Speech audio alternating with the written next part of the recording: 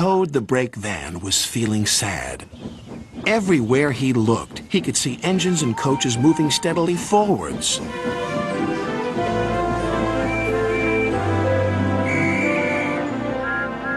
They all looked confident and cheerful.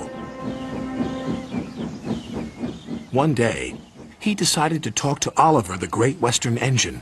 I'm always going backwards, Mr. Oliver. I have forward-thinking views. I could be a leader, if you know what I mean. You can't be a leader without a train to follow. You don't have a train, Gordon said. Toad felt sadder still. Oliver wanted to help. You're a very useful brake van, Toad. You help me brake, and you keep my freight cars in order when we go down hills.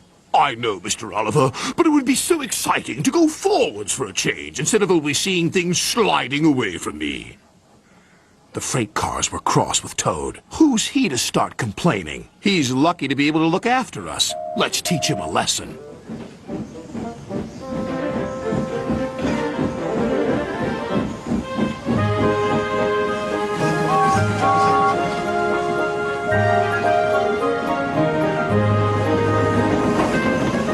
The freight cars decided to carry out their plan when they reached Gordon's Hill. When they were nearly at the top, they played their tricks. Ready, steady, go! And they jerked at a coupling, which broke. We're making your wish come true, Toad!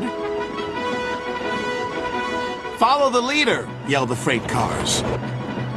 Toad was still in a state of shock, so he didn't know what to think, and he couldn't ask the conductor. He had jumped clear.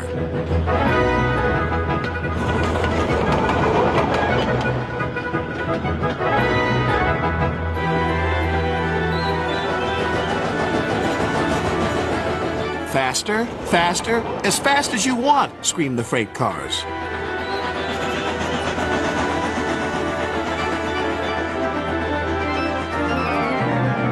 Suddenly, Toad found it fun, but the fun was soon over. A crossing lay ahead and the gates were closed. Toad couldn't stop. Worse still, Toad now realized he was on the wrong track. There ahead was Gordon. The signalman changed the points just in time.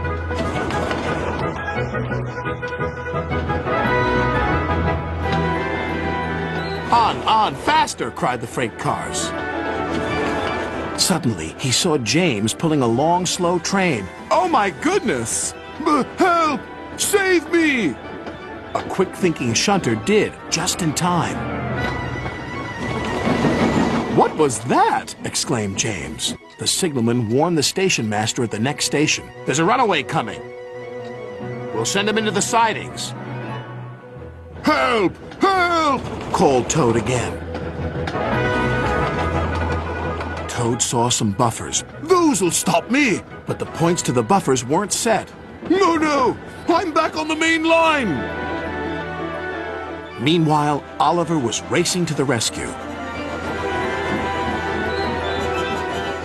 I must catch Toad. I must! Toad sped past Henry.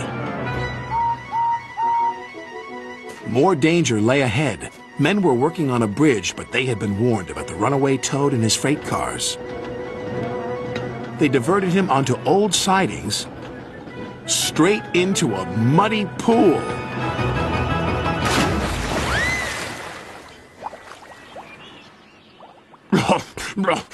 Stopped at last. Oliver arrived, and when he saw Toad, he could only smile.